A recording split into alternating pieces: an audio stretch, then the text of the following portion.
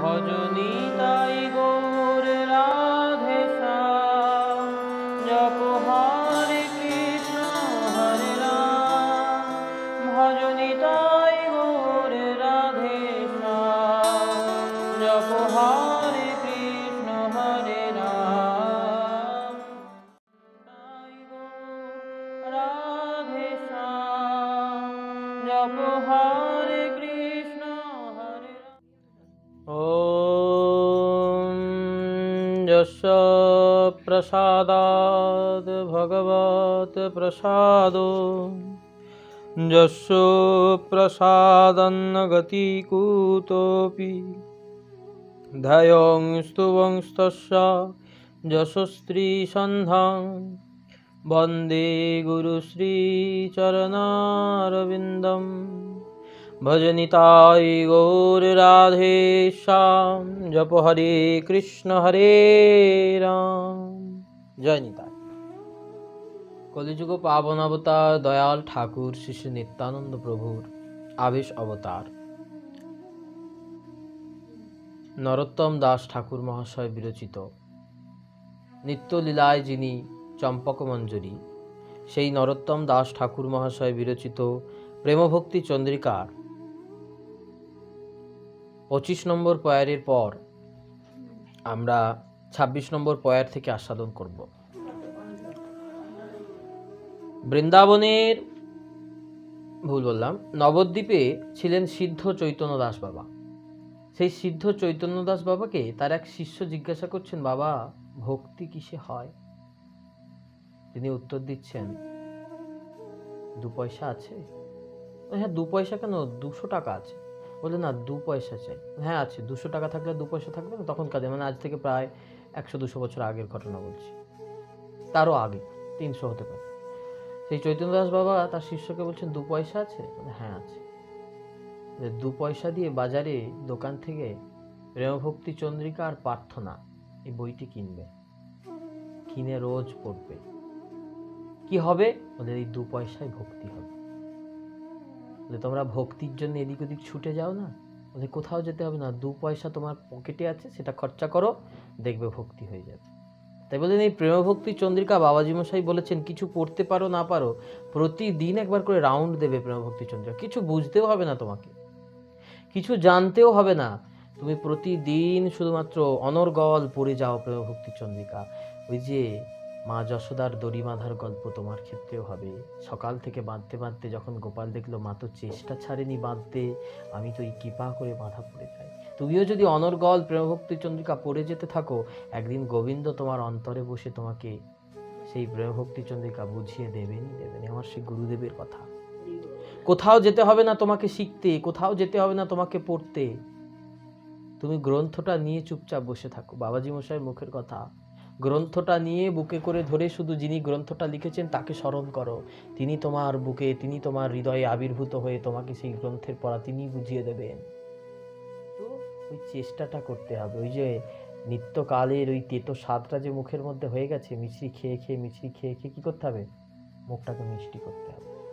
তেমনি গ্রন্থ পড়তে পড়তে ভালো লাগবে না, দূর কি লেখা আছে কিছু বুঝতে পারি না, কি সব বলেন আস্তে আস্তে তুমি যদি ধৈর্য ধরে পড়ো, ওই গ্রন্থ প্রভু, ওই গ্রন্থ সাধু তখন তোমাকে ওই লেখাগুলো ছুটে আসবে তোমার মনের মধ্যে, এসে তোমাকে বলবে এইটার এই মানে রে, এইটার এই মানে। এই সেই প্রেমভক্তি চন্দ্রিকা যেটা পড়তে বলেন সমস্ত ভক্তি সাধকরা, সমস্ত বৈষ্ণব সাধকরা বলেন, যদি ভক্তি পেতে চাও প্রেমভক্তি চন্দ্রিকা পড়ো। গীতায় হবে না, ভাগবতে হবে না, কোথাও হবে না, প্রেমভক্তি চন্দ্রিকা পড়ো। শুদ্ধ সাত্ত্বিক ভক্তি কিভাবে হবে তার ব্যাখ্যা নরোত্তম দাস ঠাকুর নিত্যানন্দ প্রভুর আবেশ অবতার তিনি সাক্ষাৎ সাবলীল ভাবে বলে গেছেন, কোনো জটিলতা নেই। তাই আজকে নরোত্তম দাস ঠাকুর 26 নম্বর পয়ারে বললেন, না করিহ অসৎ চেষ্টা, লাভ পূজা প্রতিষ্ঠা, সদা চিন্ত গোবিন্দ চরণ, সকল বিপত্তি যায়, মহানন্দ সুখ পায়, প্রেম ভক্তি পরম কারণ। ঠাকুর মহাশয় বলছেন, এই ভজন পথে আমরা যদি ঢুকি, শিল ঠাকুর মহাশয় বলছেন আমরা ভজন করছি তো, ভজন পথে প্রথমে ঢুকতে গেলেই কি করবে জানো? মায়া পিশাচি নজর দিয়ে দেবে আমাদের উপর, ও ভজন করছে। সাধককে ভজন থেকে, সাধন পথ থেকে কিভাবে সরানো যায়, মায়া সতত চেষ্টা করবেন কিভাবে সরানো যায়। কেউ ভালো পড়াশোনা করলে তার পিছনের ছেলেরা যেমন তাকে কিভাবে টপকানো যায় চেষ্টা করে, ঠিক মায়াও তেমনি। কেউ যদি ভজন করে, কেউ একটু কৃষ্ণ নাম করে, তাকে নানান রকম প্রলোভন দেখাবে, নানান রকম বলবে তুমি হরিনাম করবে, প্রথমে তোমার পাশাপাশি কিছু লোকজন তোমাকে নিন্দেমন্দ করলো, তারপর কিছু লোক তোমাকে হেয় করলো, তুমি লজ্জায় কি করলে, বন্ধ করে দিলে, ব্যাস মায়া জয়ী হয়ে গেল। মায়া জয়লাভ করে ফেললো। কেউ তোমাকে ভয় দেখালো, তার ভয়েতে তুমি যখন চুপ করে গেলে, মায়া জয়লাভ করে ফেলল। তাই বললেন এই ভজন পথে প্রবেশ করতে গেলে ভজন পথের যে শত্রুগুলো, সেইগুলোকে আমাদের দূরে রাখতে হবে। তাই না করিও অসৎ চেষ্টা, এই ভজন পথে থেকে কোনো অসৎ চেষ্টা করবে না। শ্রী ভগবান, গুরু, বৈষ্ণব এবং ভক্তি বিষয়ক চেষ্টায় দেহেন্দ্রিয়কে নিয়োজিত করবে। অর্থাৎ যে সমস্ত কাজ করলে শুধুমাত্র ভগবানের সন্তুষ্টি হয়, যে সমস্ত কাজ করলে গুরুদেবের সন্তুষ্টি হয়, যে সমস্ত কাজ করলে বৈষ্ণবের সন্তুষ্টি হয়, যে সমস্ত কাজ করলে ভক্তি লাভ হয়, সেই সমস্ত কাজ করবে। বললেন নিজে তো ভক্ত হবেই, তোমার পাশাপাশি যারা আছে তাদেরকেও কিছু ভক্তির উপদেশ করবে। বললেন মা যদি ভক্তির কথা শোনে, সেই ভক্তির কথা শুনে গিয়ে সেই মা তার স্বামীকে বলবে, সেই মা তার সন্তানকে বলবে, সেই মা তার বাড়িতে যারা আছে তাদেরকে বলবে, এইটা শুনেছি, এটা করতে হয়, এটা বলেছে, এটা করো, এটা শোনো। তবেই কাজ হবে। ভজন তখনই পোক্ত হয় যখন নিজে ভজন করতে করতে আরেকজনকে ভজন সম্পর্কিত কিছু শিক্ষা দেওয়া যায়। তাই এইগুলোকে বলছেন সৎ চেষ্টা। অসৎ চেষ্টা কোনটা?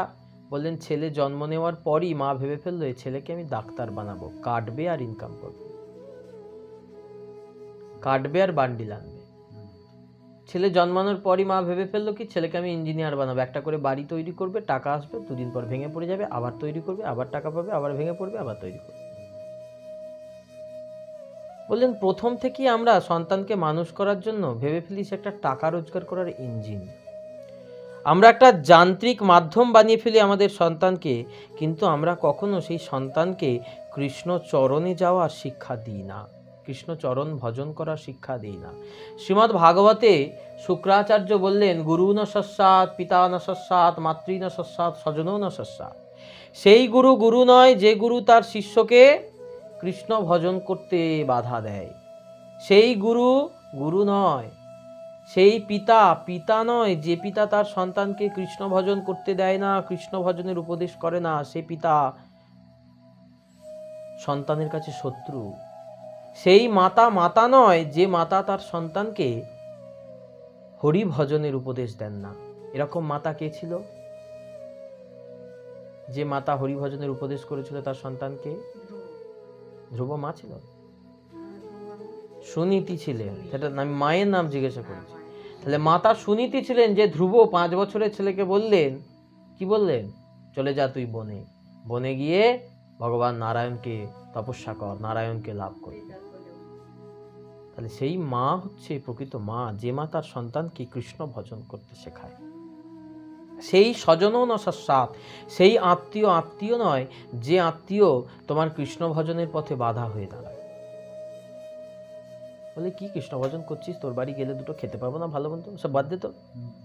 আমার বাড়ি এলে তুই খাবি না, তোর বাড়ি এলে আমি খাবো না, যাওয়া আসা উঠে যাবে। বলে এই আত্মীয় স্বজনকে দূরে ঠেলবে, সবসময় দূরে রাখবে। কেন? বললেন এ নিজেও নরকে যাবে, তোমাকেও জমের দুয়ারে টেনে নিয়ে যাবে। এই বললেন স্বজনও ন সস্যাৎ, বলি মহারাজ বললেন।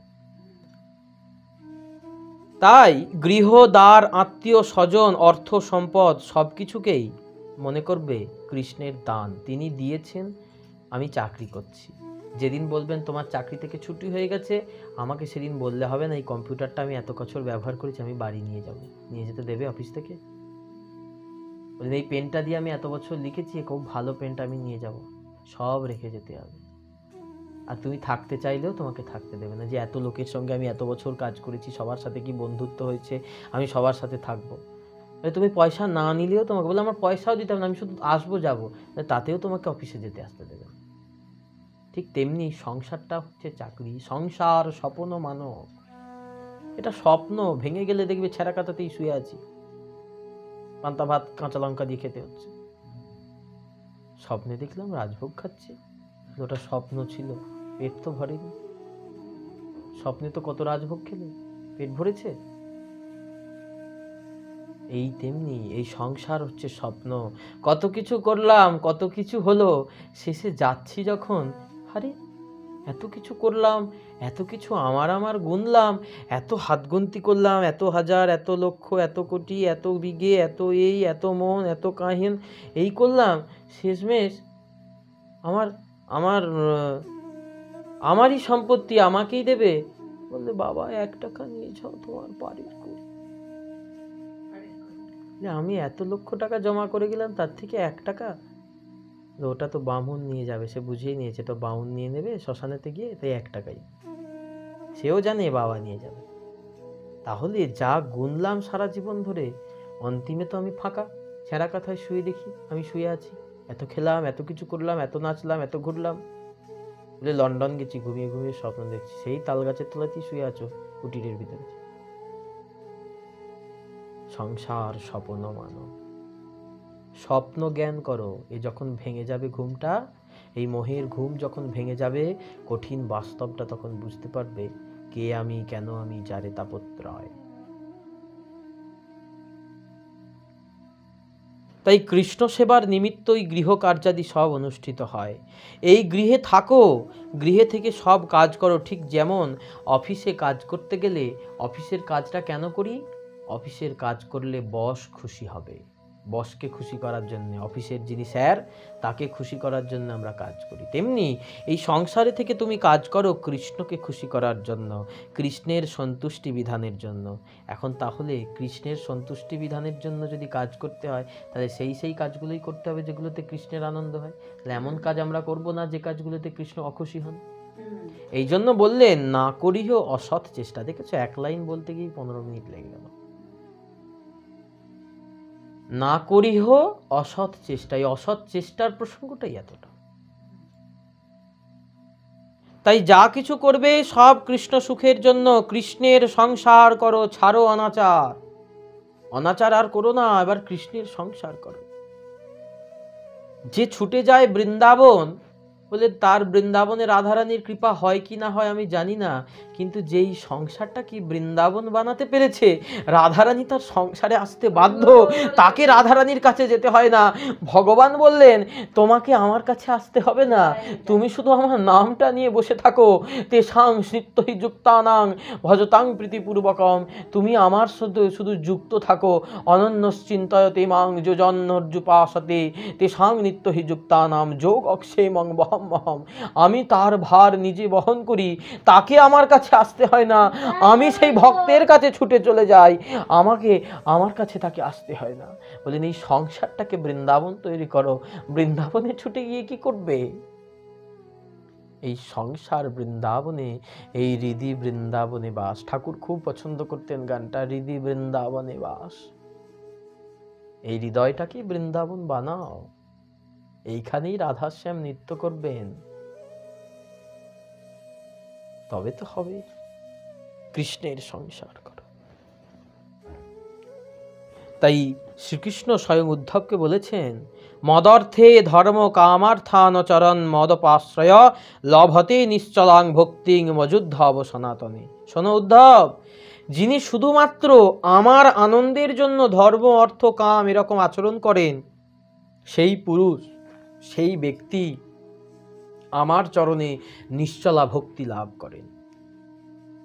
শ্রীমুখবাক্যে ভগবান বললেন, ভক্ত দেখি গৃহকর্ম সব করে, দেখি কৃষ্ণ ভক্তেরও একটা বউ আছে, তারও একটা ছেলে আছে, তারও মা আছে, তারও বাবা আছে, আবার এদিকে বলে আমি কৃষ্ণ ভক্ত। সেও দেখি টাকা গুনছে, সেও দেখি কেউ কম দিয়েছে কারোর সঙ্গে ঝগড়া করছে, সেও দেখি ব্যবসা করছে, সেও দেখি কামনা বাসনা নিয়ে জমি চাষ করছে, ফসল ফলাচ্ছে, কেন? বললেন আমরা আলু বসিয়েছি। কেন বসিয়েছি? কাঠায় 5টা 7টা করে আলু পাবো, পেয়ে বিক্রি করে পয়সা পাবো, এর জন্য আলু বসিয়েছি। তাহলে আমাদের কামনা বাসনা আছে, তাই তো আলু বসিয়েছি। বললেন তাহলে কৃষ্ণ ভক্তেরও দেখি কামনা বাসনা আছে। বললেন কিন্তু একটা সাধারণ সংসারী মানুষের কাছে, একটা কৃষ্ণ ভক্তের কাছে দুটোর ভাবনার আলাদা তফাৎ। কৃষ্ণ ভক্ত ভাবছে এবারে আলুটা উঠলে গোবিন্দের জন্য একটা সিংহাসন তৈরি করব, আর আরেকজন ভাবছে এবারে আলুটা উঠলে সামনের গরমে একটা এসি নেবো, আমি হাওয়া খাবো। দুজনের ভাবনা চিন্তার তফাৎ কতটা! দুজনের ভাবনা চিন্তার কতটা তফাৎ! এই জন্য বললেন কৃষ্ণের সংসার করো, ছাড়ো অনাচার। একজন ভাবছে এইখান থেকে টাকাটা যদি আসে, এখান থেকে যদি টাকা আসে, এবারে গোবিন্দের একটু মহোৎসব দেব, দুটো বৈষ্ণবকে ভোজন করাবো, দুটো ব্রাহ্মণকে ভোজন করাবো। আর একজন ভাবছে এবারে নাতির অন্নপ্রাশনটা খুব জামক জমক করে করব, টাকাগুলো জমিয়ে। তাহলে এইখানে কৃষ্ণ ভক্তের চিন্তা ভাবনার সাথে সাধারণ সংসারী ভক্তের চিন্তা ভাবনার কত তফাৎ। কৃষ্ণ ভক্ত বললেন আমি যা কিছু করব প্রভু সব তোমার জন্য, কারণ আমি তো জানি তুমি যা করবে সব আমার জন্য। তুমি বলেছো যোগক্ষেমং বহম্মহম, তুমি তার ভার নিজে বহন করো। আমি যা করব প্রভু সব তোমার জন্য, আর তুমি যা করবে আমি তো জানি সব আমার জন্য। এই বিশ্বাস। তাহলে যিনি কৃষ্ণের নিমিত্ত অনুষ্ঠান করেন তিনি হয় প্রেমের সাধক, তার সমস্ত কাজই হয় কৃষ্ণপ্রীতে ভোগ ত্যাগ, কৃষ্ণ তীর্থে বাস। এই কৃষ্ণকে আনন্দ দেওয়ার জন্য ভোগ ত্যাগ করে দাও। বললে আচ্ছা তুমি ভালো ভালো জামা কাপড় ছেড়ে দিয়ে ওই একখণ্ড কাপড় পরে থাকো কেন? আমার গোবিন্দ বড় ভালোবাসে এরকম করে সাজলে, তাই তো আমি সাজি। বলে আচ্ছা তোমার মাথায় এত ঘন চুল ছিল, ভালো করে আঁচড়ে হেয়ার স্টাইল করে রাখলে তোমায় নায়কের মতো দেখাতো, তো তুমি ন্যাড়া হয়ে আছো কেন? বলে আমার কৃষ্ণ যে ভালোবাসে, ছেঁড়া কথা ন্যাড়া মাথা। আমি তো আমাকে ভালো দেখাবে এটার জন্য চাই না, আমাকে দেখে কোনটায় কৃষ্ণের পছন্দ হবে আমি সেই রূপ সাজতে পছন্দ করি। বললেন তুমি 5,000 টাকার শাড়ি না পরে 500 টাকার লাল পেরে গরদের শাড়ি কেন পরছো? বললেন কৃষ্ণ যে পছন্দ করে ওই অনাড়ম্বর জীবন, অতি আড়ম্বর তো কৃষ্ণ পছন্দ করেন না। তাই তো কৃষ্ণ প্রীতে ভোগ ত্যাগ। মহাপ্রভু বলছেন ভালো না খাইবে আর ভালো না পরিবে, অন্তরেতে রাধা কৃষ্ণ সদাই সেবিবে। ভালো খাবেও না, ভালো পড়বেও না। ভালো খাবে না মানে তাহলে ভগবানের এত প্রসাদ হয় খাবে না? যে খাবে, কিন্তু যেদিন পান্তা ভাত আর কাঁচা লঙ্কা থাকবে সেদিন যেন মনটা বিচলিত না হয়ে যায়, আজকে কেন পান্তা ভাত। সেদিন যেন মনটা বিচলিত না হয়। কেন? এইখানেই বললেন ভালো খাওয়ার আশাটা পরিত্যাগ করো। ভালো খাও, ভালো খাওয়ার আশাটা পরিত্যাগ করো। বললে এত রোজগার করলুম, এত খাটলুম, একটু ভালো খাবো নি পেটে। বললেন পেট ভরার জন্য আমরা খাই? বুকে হাত দিয়ে বলো তো আমরা পেট ভরার জন্য খাই? খাওয়ার মেন উদ্দেশ্য কি? পেট ভরানো, আত্মা বাঁচানো নয়, দেহটাকে বাঁচানো। আত্মা বাঁচে অন্য কিছুতে, দেহটা বাঁচে খাবারে। তাই বললেন আমরা যে খাই, যাই খাই, আমিষ খাই নিরামিষ খাই, যাই খাই, খাওয়ার উদ্দেশ্যটা কি বলতো? উদর পূর্তি, পেটটা ভরানো। বললেন পেটটা ভরানো, তাহলে পেটটা তো যা কিছু দিয়ে ভরতে পারে, তাহলে আমরা যেগুলো নিষিদ্ধ সেগুলো খাই কেন? বললেন ওই যে জিহবার লালসে জীবিতি উতি ধায়, শিষ্ণদর পরায়ণ কৃষ্ণ নাহি পায়। সাক্ষাৎ মহাপ্রভুর মুখের কথা। বললেন জিহবার লালসে জীবিতি উতি ধায়, আমরা খাবার জন্য ওই লোকটার সাথে ভালো সম্পর্ক রাখতে হবে, ওর এতগুলো অনুষ্ঠান আছে, ভালো ভালো আয়োজন করে খেতে হবে। তাহলে কি হলো? জিহবার লালসে। বলতে পারি বাপরে কত গালাগালি করে গো, কত কিছু বলে আমাকে, কত খোঁটা দেয় আমাকে, কত কিছু বলে, তাতেও কি?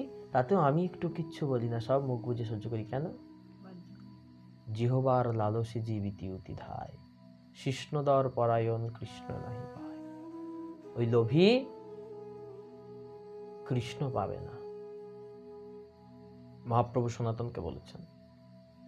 তাহলে স্পষ্ট বোঝা গেল, যিনি প্রকৃত কৃষ্ণ প্রেমের সাধক হবেন, যিনি প্রকৃত কৃষ্ণকে ভালোবাসবেন, কৃষ্ণের যা যা পছন্দ তিনি সেইগুলোকে নিজের পছন্দ করে নেবেন। দেখবে স্ত্রী স্বামীর পছন্দকে নিজের, এখনকার নয় আগে, স্বামীর পছন্দকেই নিজের পছন্দ করে নিত। স্বামী যদি ছেঁড়া কাপড় এনে দিত ছেঁড়াই পরত, স্বামী যদি হলুদ কাপড় এনে দেয় হলুদই পরতো, আমার লাল লাগবে সেটা বলতো না তখনকার। কেন? আমার স্বামী দেবতা, তিনি পছন্দ করে এটা এনে দিয়েছেন। ঠিক তেমনি কৃষ্ণ হলেন আমাদের জগৎ স্বামী, তার যেটা পছন্দ আমাকেও সেটা করতে হবে। এটাই কৃষ্ণপ্রীতে ভোগ ত্যাগ। তাই সাধককে সর্বদা লক্ষ্য রাখতে হবে ওই ভাবের ঘরে যেন চুরি না হয়ে যায়, ভাবের ঘরে যেন চুরি না হয়। ওই কৃষ্ণ ভজন করতে যে ভাব অর্জন করতে হয়, অনুভব, ওই যে নয়নটা মুদে আমি কৃষ্ণ চরণটা চিন্তা করব এক মনে, এই যে ভাব, এই ভাবের ঘরে যেন চুরি না হয়ে যায়। মুখে সবাই কৃষ্ণ কৃষ্ণ, আর কাজের বেলায় আত্মসুখের জন্য যেন নিয়োজিত না হয়। আত্মসুখের নিমিত্ত হলেই সেটা জড় বিষয়, সেটাই বন্ধনের কারণ। বললেন খুব সুন্দর একটা পাঞ্জাবি ধুতি কোঁচা দিয়ে পরেছি, আর বারবার নিজের দিকে দেখছি কেমন লাগছে আমাকে, আর লোকের দিকে দেখছি লোকেরা আমাকে দেখে কেমন ভাবছে। বললেন এই হচ্ছে আত্মসুখ। আত্মেন্দ্রিয় প্রীতিবাঞ্ছা তারে বলি কাম। যে সুখ, যে দ্রব্য, যে বস্তু, যে আচরণের দ্বারা নিজে আনন্দিত হই সেটাকে বলেন আত্মসুখ। সেটাকে চৈতন্য চরিতামৃতে কবিরাজ গোস্বামী বলেন কাম। এটা হচ্ছে কাম, এটা প্রেম নয়। আর কৃষ্ণের জন্য যেটা, সেটা হলো প্রেম। কৃষ্ণেন্দ্রিয় প্রীতি ইচ্ছা ধরে প্রেম নাম। তাই কৃষ্ণ ভক্তরা দেখবে যত আস্তে আস্তে ত্যাগের দিকে চলে যায়, সব ত্যাগ করে দেয়, এইটা পছন্দ না, ওটা পছন্দ না, এটা ভালো লাগে না। কেন? তারা কৃষ্ণের জন্য সর্বদা ভাবেন, বধূ তোমারও সহিতে আমারও পরাণে বাঁধিলাম প্রেমের ফাঁসি। তাই তোমার দাস, তোমার দাসী হয়েছি, তোমার চরণে প্রেমের ফাঁসিটা বেঁধেছি, তাহলে খুব তো গান করি, তুমি তোমার মতো করে আমাকে এবার সাজিয়ে দাও। তোমার যে সাজটা পছন্দ সেইভাবে তুমি আমাকে সাজিয়ে নাও। আর গোবিন্দ যখনই আমাকে সেইভাবে সাজাতে যাচ্ছেন, দেখছি আমার চাল, মাথার উপর চালটা উড়ে যাচ্ছে, পরনের থেকে কাপড়টা ছিঁড়ে যাচ্ছে। গোবিন্দ বললেন এই ছেঁড়া কাঁথা ন্যাড়া মাথাটাই তো আমার পছন্দ। ওই সুদামা ব্রাহ্মণকে একদম ভিখারি করে রেখেছিলেন। বললেন যতদিন ভিখারি ছিল ততদিন সে ভিক্ষা করে এনে গোপালকে ভোগ লাগাতো, লাগিয়ে প্রসাদ পেত। তাহলে তারপর সুদামা বিপ্রের ভক্তি দেখে তাকে ঐশ্বর্য লাভ করালেন। সুদামা বিপ্র কাঁদতে কাঁদতে বললেন, কানাই আমি তো ঐশ্বর্য চাইনি ভাই, আমি তো এত রাজা হতে চাইনি। আমি যদি রাজা হতে চাইতাম তাহলে আমি রাজার বাড়িতে ভিক্ষা করতাম, রাজার ঘরে পুজো করতাম, আমি ব্রাহ্মণের ছেলে। আমি রাজা হতে চাইনি ভাই, আমি তো শুধু দুবেলা ভিক্ষে করে তোর ওই প্রসাদ, তোর ওই ভোগ তোকে দিতে চেয়েছি, তোর সেবা করতে চেয়েছি। তুই আমাকে রাজ ঐশ্বর্য কেন দিলি ভাই? আমি রাজ ঐশ্বর্য নিয়ে ওই চিন্তা করব, ওই বিষয় রক্ষা করব, দাস দাসীদের চিন্তা করব না, তোর কথা ভাববো ভাই? আর আমরা তো নিরন্তর ভগবানকে শুধু বলছি দাও, বিষয় দাও, বিষয় দাও, বিষয় বিষ দাও। একটু বলি না প্রভু আমার যা আছে নিয়ে যাও, নিয়ে যাও, আর সহ্য হয় না এই জ্বালা। নিরন্তর আমাকে বিষয় বিষ, বিষয় সর্প কামড়াচ্ছে, আমি জ্বলে পুড়ে ছারখার হয়ে যাচ্ছি, চিন্তার আগুনে পুড়ে শেষ হয়ে যাচ্ছি। ভগবান যখন দেয় তুমি নিতে পারবে না, ভগবান যা দেবেন, কিন্তু সব তোমাকে তাকে দিয়ে দিতে হবে, না দিতে তুমি পারবে না। তাই বললেন ভাবের ঘরে যেন ত্রুটি না হয়ে যায়। এই জড় বিষয়, এই জড় বস্তু পাওয়ার আকাঙ্ক্ষায় তোমার মনটা যেন না ধায়। এই অসৎ চেষ্টার ন্যায় ভক্তকে লাভ, পূজা, প্রতিষ্ঠা স্বরূপ ভক্তির প্রবল অন্তরায়কে ত্যাগ করতে হবে। আমি খুব ভজন করলাম, তিলক মালা, মোটা মোটা তুলসীর মালা পরেছি, এই যে মোটা মোটা তুলসীর মালা পরেছি, মোটা করে কপালে তিলক দিয়েছি, ধুতিটা কোঁচা দিয়ে একদম সাদা মখমলের ধুতি পরেছি, বিরাট ভক্ত আমি, রাস্তা দিয়ে হেঁটে যাচ্ছি, সব লোক আমাকে দেখে ভাবছে, আরে দেখো কি বৈষ্ণব, কি ভক্তি নিয়ে যাচ্ছে গো, ভাবে তো একদম গদগদ শরীর। কিন্তু আমি যে কুকুরের থেকে অধম সেটা তো আমি জানি। অথচ আমি ভাবছি, আরে আমাকে কত সবাই বলছে দেখো বৈষ্ণব, বাহ কি ভজন করে গো, কি ভক্ত, কি ঠাকুর সেবা করে, ওরে বাবা ওর মতো ঠাকুর সেবা কেউ করে না। ওরে নে হলো তোমাকে মায়া দেবী দেখাচ্ছে, তোমাকে মায়া ভক্তির পথ থেকে অহংকারের উপরে তুলবে। আমি বড় ভক্ত, আমার মতো ভক্ত কেউ নাই। সবাই আমাকে দেখে বলছে আমি কি ভক্ত, আমি কি কম বয়স থেকে ভক্তি করছি। বললেন মায়াদেবী তোমার সামনে আসছেন, ওই লাভ পূজা প্রতিষ্ঠা, আমাকে দেখলেই লোকে প্রণাম করছে। আরে বাবা দেখেছো, পায়ে হাত দিয়ে সবাই প্রণাম করছে, হাতে 10 টাকা 5 টাকা 50 টাকা 500 টাকা দিয়ে প্রণাম করছে। লাভ পূজা প্রতিষ্ঠা। বললেন লাভ পূজা প্রতিষ্ঠা সুকরি বিষ্ঠা, শুকরের বিষ্ঠার সমান মনে করবে। এই লাভ পূজা প্রতিষ্ঠা কিচ্ছু লাভ নেই। এই জন্য রঘুনাথ দাস গোস্বামী পুরীতে সিংহদ্বারে, জগন্নাথ মন্দিরের সামনে সিংহদ্বারে ভিক্ষা করতেন। সিংহদ্বারে তো বড় বড় রাজারা থাকতেন, বড় বড় মানুষরা থাকতেন, সিংহদ্বারে প্রচুর ভিক্ষা পেত। সেই ভিক্ষার অন্ন নিয়ে এসে মদনমোহনকে ভোগ লাগান। মহাপ্রভু জানতে পেরে রঘুনাথকে ডেকে বললেন, বেশ্যাবৃত্তি অবলম্বন করেছ রঘুনাথ? তোমাকে এই শিক্ষা দিয়ে আমি সংসার থেকে বিষয় ভুলিয়ে এখানে এনেছি বেশ্যাবৃত্তি করার জন্য? কেন প্রভু, কি করলাম? সিংহদ্বারে ভিক্ষা কেন করছো? তোমার অর্থ সম্পদ প্রয়োজন, ফিরে যাও। তোমার বাবা জ্যাঠার জমিদারি আছে, সেখানে ফিরে যাও। তোমার জন্য বৈরাগীর জীবন নয়। বৈরাগী কখনো বড় লোকের পিছনে ঘুরবে না, সাধু কখনো অর্থবান লোকের পিছনে ঘুরবে না। সাধুর কিসের প্রয়োজন? সাধু তো কৃষ্ণধনে ধনী হয়ে গেছে, সে আবার কার কাছে ভিক্ষা করবে? যদি পারো উচ্ছিষ্ট ভোজন করো। মহাপ্রভুর চরণে প্রণাম করে রঘুনাথ পুরীর মন্দিরে মহাপ্রসাদ খেয়ে ফেলে দিত। সেই পাতাগুলো থেকে প্রসাদ কুড়িয়ে এনে জলে ধুয়ে সেই প্রসাদ মদনমোহনকে ভোগ লাগিয়ে পেতেন। মহাপ্রভু শুনতে পেলেন আমার রঘুনাথ এইভাবে প্রসাদ পাচ্ছে। রঘুনাথ তুমি একা একা খাবে? রঘুনাথ তুমি একা একা এত সুন্দর প্রসাদ পাবে, আমাকে দেবে না রঘুনাথ?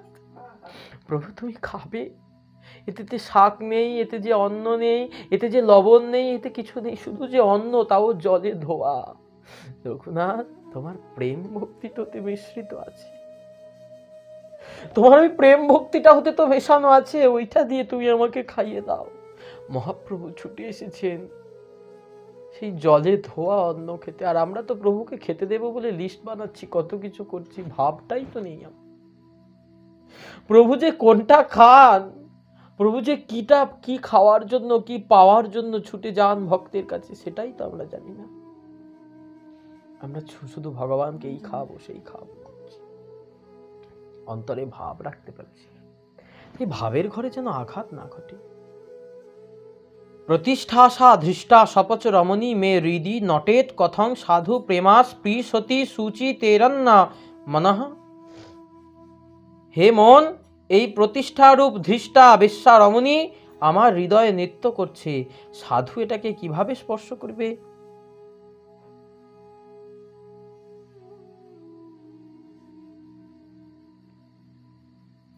তাই কৃষ্ণ ভক্ত সর্বদা প্রতিষ্ঠা থেকে দূরে থাকবে। যেখানে তোমার খুব প্রণাম হচ্ছে, খুব সম্মান হচ্ছে, সাধু সেই জায়গায় থাকেন না। মাধবেন্দ্র পুরীপাদ যখন ক্ষীরচোরা গোপীনাথে রেউনাতে গোপীনাথ মাধবেন্দ্র পুরীর জন্য ক্ষীর চুরি করে রেখেছিল তো, এক বাটি ক্ষীর, 12টা বাটির মধ্যে এক বাটি ক্ষীর। এক বাটি ক্ষীর যখন সরিয়ে রেখেছিল, সব ভক্তরা জেনে যাবে মাধবেন্দ্র পুরীর জন্য গোপীনাথ ক্ষীর চুরি করেছে। সেই রাত্রিতে ক্ষীর খেয়ে আর থাকলেন না সেই জায়গায়, সেই জায়গা পরিত্যাগ করে তিনি চলে গেলেন। আর আমরা তো বসে থাকি প্রণাম করবে, ভক্ত আমাকে সবাই মশাই মশাই করে বলবে, প্রশংসা শোনার জন্য বসে থাকি। এটা সাধকের লক্ষণ। সাধক এগুলোকে শত্রু মনে করেন। সর্বত্যাগে হপয় হেয়া সর্বনর্থ ভুবশ্চতে কুর্জুঃ প্রতিষ্ঠা বিষ্ঠায়া যত্নম স্পর্শনে বরম। যারা সর্বস্ব ত্যাগ করতে সমর্থ তাহারাও সকল অনর্থের মূল এই প্রতিষ্ঠাকে ত্যাগ করতে সমর্থ হন না। সবার মনেই থাকে আমাকে একটু লোক চিনবে, আমাকে একটু জানবে, আমাকে বেশ একটু মশাই মশাই করবে, সবার মনে এই ইচ্ছা। তাই এইটাকে দূরে করতে হবে। তাই চৈতন্য চরিতামৃতে বলেছেন, লতা যদি কভু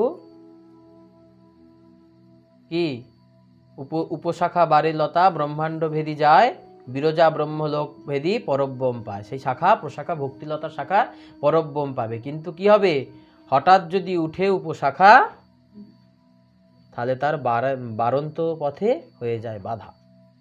কি হবে, সে যখন বাড়ছে, একটা গাছ বাড়ছে, হঠাৎ করে যদি তার উপশাখা ডালপালা বেশি হয়ে যায়, সে আর উপর দিকে বাড়বে, সে আরে বাড়বে, ছড়িয়ে যাবে। তেমনি এই ভক্তির লতাটা খুব সুন্দর করে যাজন করছি আমি, কিন্তু আস্তে আস্তে আমার মধ্যে এইগুলো আসছে। আমি খুব ভক্ত, আমি ঠাকুরকে খুব সেবা দিই, আমার মতো সেবা কেউ দেয় না, আমার মতো ঠাকুর পুজো কেউ করতে পারে না। আমি যে আরতি করি, আমার মতো কেউ করতে পারে, আমি ভাবি আমার মতো কেউ পারবে না। এইটা হচ্ছে সর্ব অনর্থের মূল। শ্রী চৈতন্য চরিতামৃতে মহাপ্রভু এটাকে বললেন, শ্রবণাদি কীর্তন জলে সিঞ্চিত হইয়া এটা বাড়তে থাকে। কিন্তু যখনই এইগুলো বেড়ে যায়, মূল লতাটা আর বাড়ে না, তখন এইগুলোই বাড়তে থাকে। ফলে মূল ভক্তি, মূল ভজনটা বন্ধ হয়ে যায়। সেক জল পাইয়া উপশাখা বাড়ি যায়, স্তব্ধ হইয়া মূল শাখা বাড়িতে না পায়। তাই প্রথমেই উপশাখার করহ ছেদন, তবে মূল শাখা বেড়ে যাবে বৃন্দাবন। তাই গৌর হরি বল। তাই আগে ওই উপশাখাগুলো ছেদন করো, তবে মূল শাখা বেড়ে যাবে। আমার তো হলো না, কিচ্ছু হলো না, আক্ষেপ দৈন্যতা হচ্ছে না আমার। এই জন্য বলে সাধু সঙ্গ করতে। কেন বলেন, সাধু সঙ্গ করলে সাধুর ভজন দেখে নিজেকে মনে হবে সাধু কি করে আর আমি কি করি। তখন তোমার ভজনটা নিচু থাকবে, তখন তুমি বুঝতে পারবে না সাধু যেরকম ভজন করেন আমাকেও সেরকম করতে হবে। আমি এখনো যেতে পারছি না ওই জায়গায়, কিন্তু আমি যদি ভাবি আমি অনেক করে ফেলেছি, আমার মতো কেউ করতে পারছে না, এই জন্য বললেন ভ্রমিতে ভ্রমিতে যদি কোনো সাধু বৈদ্য পায়, তবে তো সেই জীবের কৃষ্ণ ভক্তি হয়। সাধু বৈদ্য এই মায়াপিত্তরূপী দোষগুলো আমাদের ছাড়িয়ে দেবে। আমার ভজনটা ঠিকঠাক হচ্ছে কিনা, ওই ভালো নাকওয়ালা সাধুর কাছে গেলে, ভালো কানওয়ালা সাধুর কাছে গেলে কি করবে, তিনি আমাকে বুঝিয়ে দেবেন, দেখো তোমার এই এই জায়গাগুলোতে ভুল হচ্ছে, এই এই বস্তুতে, এই এই আচরণে তোমার ভুল হচ্ছে, এগুলো শুধরে দাও, তুমি ভক্তিতে আরো উঠে যাবে। এই জন্য বললেন গুরু সঙ্গ। গুরু কৃপা হি কেবলম শিষ্যস্য পরম মঙ্গলম। গুরু কৃপা হি কেবলম, গুরুর কাছে গেলেই কৃপা, অহরহ কৃপা আসছে, তুমি যাচ্ছ না, কৃপা পাচ্ছ না। গুরুদেব তো আমায় গেলে পছন্দ করে না, তাড়িয়ে দেন। বলেন ওটা কি জানবি কৃপা, তারণ ভৎসন এক প্রকার কৃপা। বললেন আপনি তাড়িয়ে দেবেন, কুকুরকে দেখবে তোমার বাড়ির পোষা কুকুরটাকে তাড়িয়ে দিল, সে কি বাড়ি ছেড়ে চলে যায়? সে কিন্তু বিকালবেলা আবার ফিরে আসে, ঘুরে ফিরে আবার ফিরে আসে। বললেন এই কুকুর হয়ে যেতে হবে, গুরুচরণের কুকুর হয়ে যেতে হবে, বৈষ্ণবের দ্বারের কুকুর হয়ে যেতে হবে। তাড়িয়ে দাও, মারো, তবু আমি তোমার চরণ ছেড়ে কোথাও যাব না। একে বলে শতাং কৃপা, আনুগত্য। তাই এই উপশাখা ছেদন করতে হবে। তারপর বললেন সদাচিন্ত গোবিন্দ চরণ। তাহলে সবসময় চিন্তা করবে কি, গোবিন্দ চরণ। ওই মা মহাপ্রভুর কীর্তন শুনতে শুনতে এমন বিভোর হয়ে গেছিলেন, লাউ কাটার বদলে ছেলেকেই কেটে ফেললেন। আর আমরা কীর্তন শুনতে শুনতে তো সব জায়গায় কান রাখি, ওখানে ফিস ফিস করে কে কি বলছে, এখানে কার কি হলো, ওখানে কার কি হলো, কীর্তনটা শেষ করে দিয়ে হ্যাঁ তুমি কি বলছিলে শুনতে পেলাম।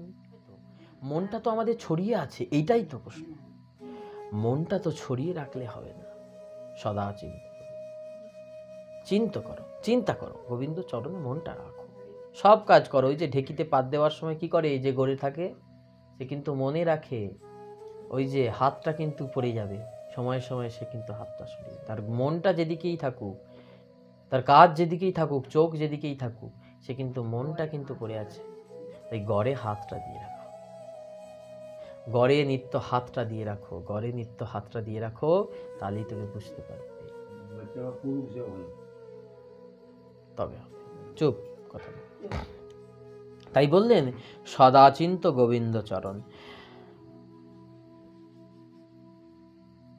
কৃষ্ণের নাম, রূপ, গুণ, লীলা এগুলো চিন্তা করতে হবে, কৃষ্ণের মাধুর্যতেই মগ্ন থাকতে হবে। তাই বিষয় চিন্তা করতে করতে তো আমার কৃষ্ণ চিন্তা ধ্যান করারই সময় নেই। আমি তো মালা জপ করতে করতেও বিষয় চিন্তা করছি। সকালবেলা তো বেশ খাওয়া দাওয়াটা হলো, দুপুরবেলা কি খাবো, মালা জপ করছি চিন্তা।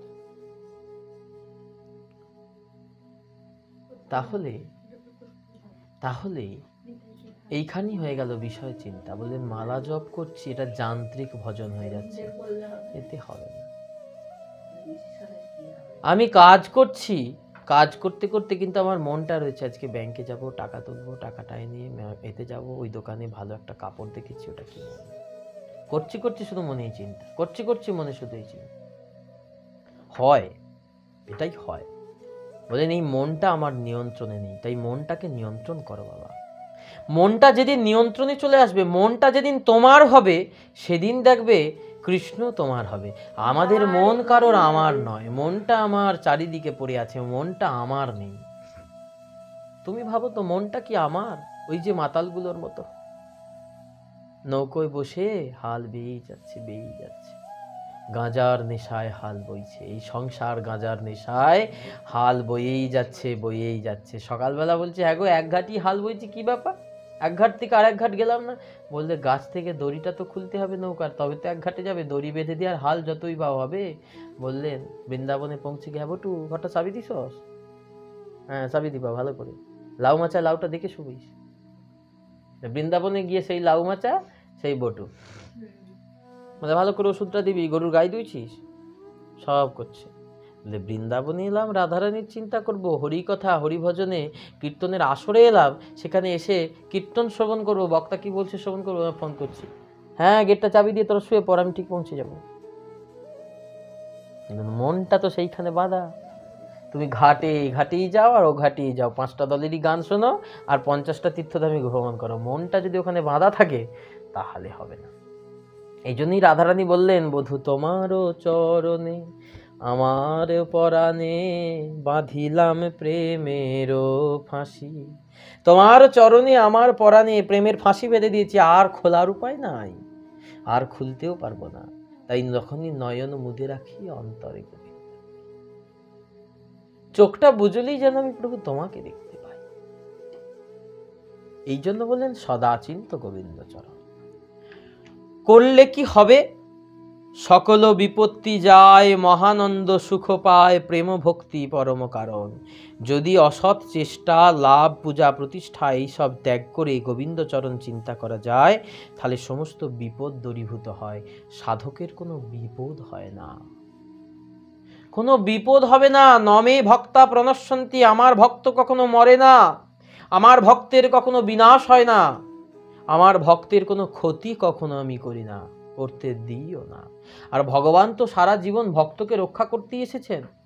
এত যে অবতার হয়েছে কে জন্য এসেছেন?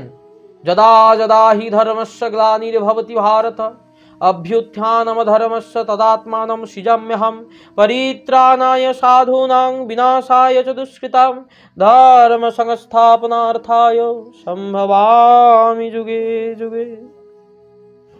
পরিত্রাণায় সাধূনাম, সাধুগণকে রক্ষা করার জন্য, বিনাশায় চ দুষ্কৃতাম, যারা পাপ করছে তাদেরকে বিনাশ করবার জন্য, ধর্ম সংস্থাপনার্থায়, এই ধর্মকে সংস্থাপন করতে, ধর্মকে রক্ষা করতে আমি যুগে যুগে সাকার রূপে প্রকট হই। এটাই তো ভগবানের আসা যাওয়ার কারণ। তাই বললেন আমি ভক্তকে রক্ষা করার প্রতিজ্ঞা করেছি, সকল বিপত্তি যাবে, আর কি হবে? মহানন্দ সুখ পাবে। তাই জন্যই তো কৃষ্ণ অবতারে যে সুখ পায়নি, মহাপ্রভু এলেন সেই অবতার। কারণ ভক্তিতে কি আনন্দ, ভক্ত ভগবানকে ভালোবেসে কি আনন্দ পায় সেটা কে জানে বলো তো? একমাত্র ভক্তই তো জানে। আমরা পাঠ শ্রবণ করে কতটা আনন্দ পাচ্ছি সেটা কে জানবে? আমরাই বুঝবো। গোবিন্দের জন্য কেঁদে কতটা আনন্দ পাচ্ছে সাধক, সেটা কে বুঝবে? গোবিন্দ বুঝবে? বললেন মিছরি হোস না, মিছরি খাস। তাই ভক্ত হতে হবে, ভগবান হলে হবে না, ভগবান হলে বোঝা যাবে না। বললেন আমার কানের যন্ত্রণা হচ্ছে, তুই বুঝতে পারছিস না, শুধু বলছিস এই কর ওই কর। তোর যখন কানের যন্ত্রণা হবে তখন বুঝতে পারবি কেমন বলে, কেমন যন্ত্রণা। তোর যতদিন না হবে ততদিন বুঝতে পারবে না। এই দামোদর ব্রতের কথা বলতে গেলেই আমি বললাম, কথাটা বলি, ভগবানকে কেন বাঁধতে গেলেন? ভগবানেরই এটা লীলা, বিধাতার লীলা। বিধি এটা করেছেন ভগবানের ওপরে, ভগবানের ওপরে গিয়ে বিধি এটা করেছেন। ওই যমল অর্জুন, মণিগ্রীব আর নলকূবের দুইজন যে ওই যে গাছ হয়ে দাঁড়িয়ে আছে, গাছ মানে কি নড়তে পারবে না, চড়তে পারবে না, বাঁধার সমান। বললেন ভগবান এতদিন উদ্ধার করেনি, ওরা দাঁড়িয়েই ছিল।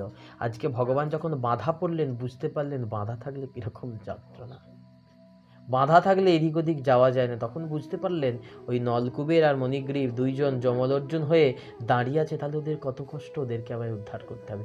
যতক্ষণ না নিজে বাঁধা পড়ছেন, অন্য কেউ বাঁধা আছে গিয়ে সেই কষ্টটা সে উপভোগ করতে পারবে না। তাই ভগবান এই দামবন্ধন লীলা করে নিজে বাঁধা পড়লেন, বাঁধা পড়ে তাদেরকে উদ্ধার করলেন। এই হলো দামবন্ধন লীলার সার্থকতা। ভগবান নিজে কষ্ট পেয়ে বুঝতে পারেন ভক্তের মনে কি কষ্ট হয়। তাই মহাপ্রভু শুধু কৃষ্ণ কৃষ্ণ বলে কেঁদেছেন রাধারানীর ভাব নিয়ে। হে রাধে, তুমি কৃষ্ণ কৃষ্ণ করতে করতে কেমন আনন্দ পাও, কেন কাঁদো কৃষ্ণ নামে, সেটা আমাকে বুঝতে হবে।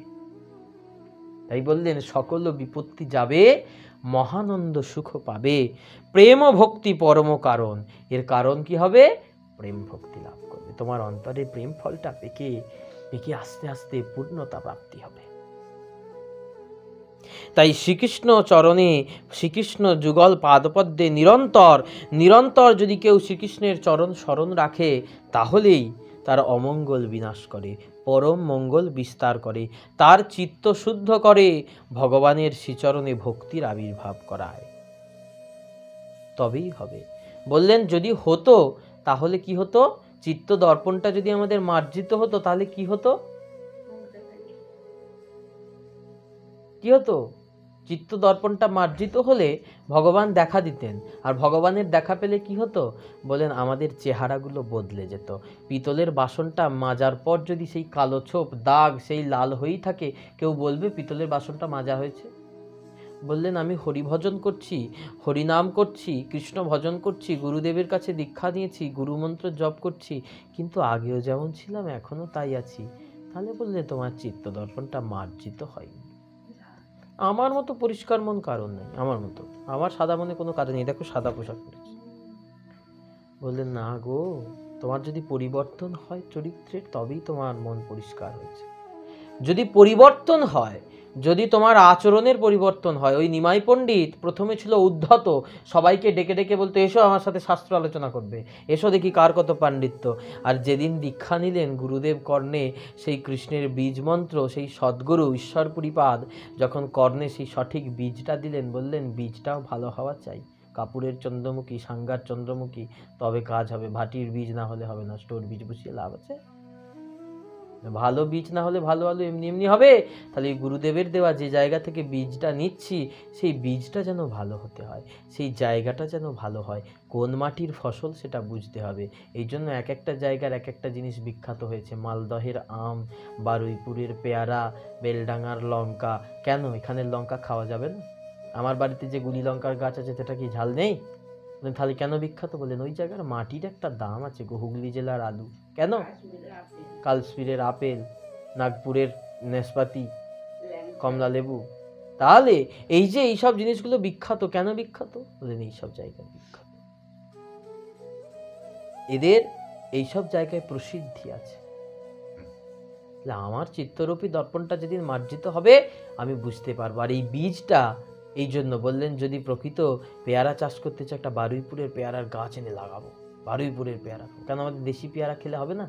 বলে বারুইপুরের পেয়ারার কাছে কি হবে? তেমনি সদ্গুরুর মন্ত্র আর আমার এমনি যে কোনো কারোর মন্ত্র, দুই মন্ত্রের তো অনেক তফাৎ, দুই মন্ত্রের যাজনের তফাৎ, দুই মন্ত্র যাজনের ফলে যে ফল তার তফাৎ। যারা সদ্গুরুর চরণাশ্রয় করেছে তারা দেখো আস্তে আস্তে ভজনের সিঁড়িতে একটু একটু করে উপর দিকে উঠে যাচ্ছে, তাদের আস্তে আস্তে কৃপাটা হচ্ছে।